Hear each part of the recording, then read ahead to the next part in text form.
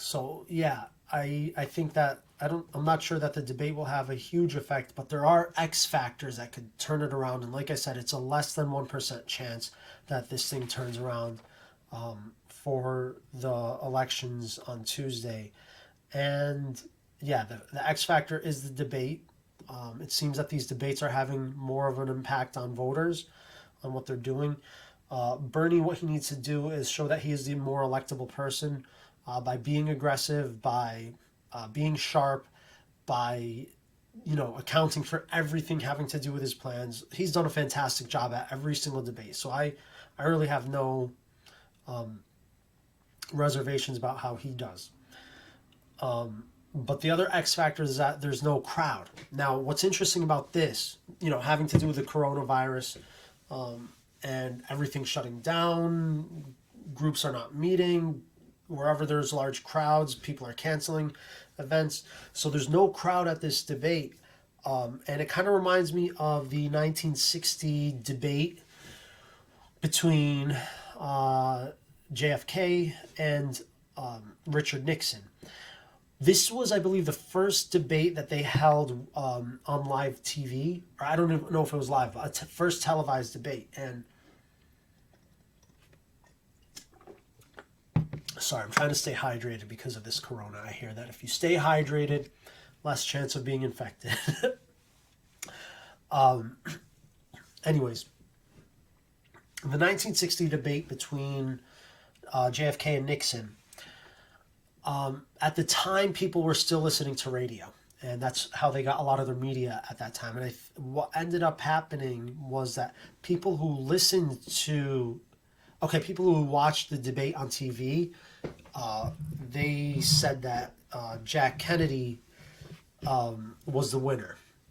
And historians attributed this to the fact that he looks better and he's more attractive on the TV screen.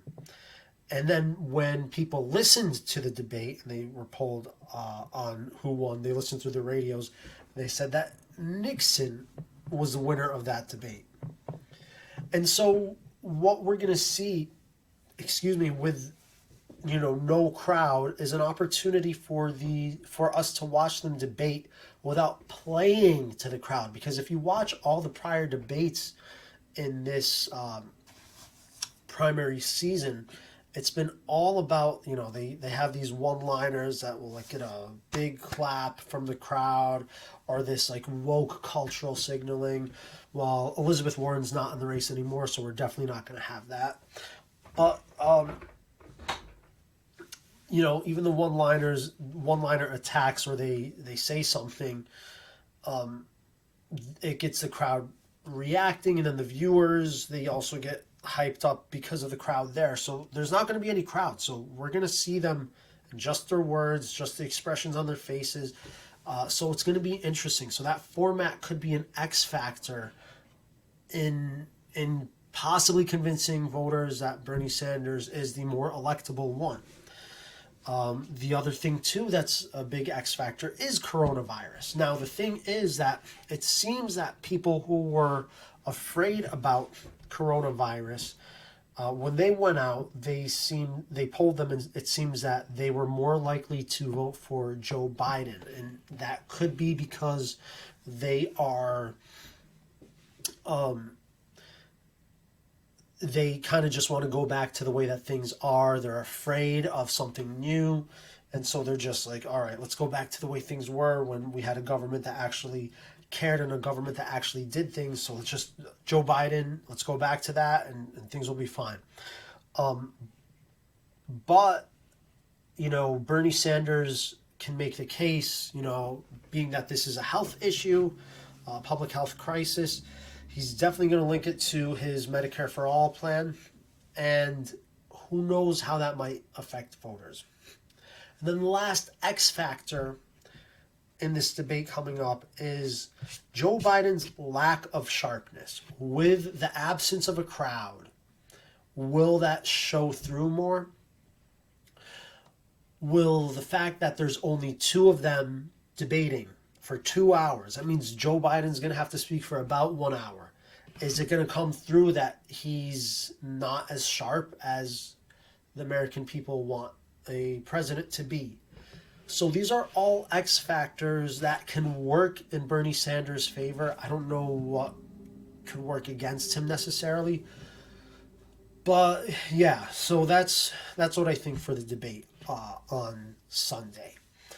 But yeah, I don't know what else to say. Just the shit that went down this week, it's been heartbreaking for us Bernie fans. But I love how the senator's playing it right now.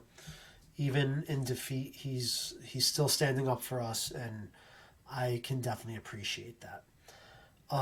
Thank you guys for watching. Thank you always for watching, supporting. I always appreciate a share, a like, a subscribe, a comment, even negative comments. I'm a fan of those because it means you're watching, listening, responding, engaging. Find me on Instagram or Twitter. Like I said in the last video, I am fasting from social media during Great Lent. You could find me at Johnny Jabbour, JohnnyJabbour. And yeah, share this video, and I'll talk to you guys soon, hopefully after the debate on Sunday. And you take care. Thanks for watching another episode of Johnny's Jabs.